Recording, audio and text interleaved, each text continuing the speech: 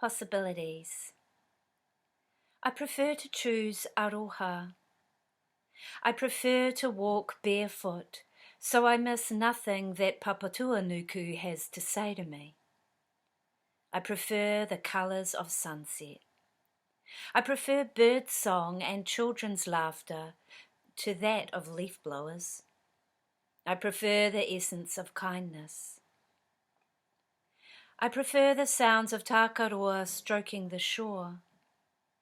I prefer freedom to oppression and honesty to half-baked truths. I prefer to write when it is time rather than in regulated time slots. I prefer unquestioned respect of te Aotearoa. I prefer living simply to consumerism. I prefer the touch of manu wings on my face to the back of a hand.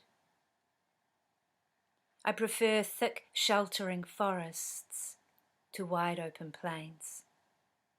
I prefer my ringa-ringa in another's to a self-imposed hermitage. I prefer natives to introduced species.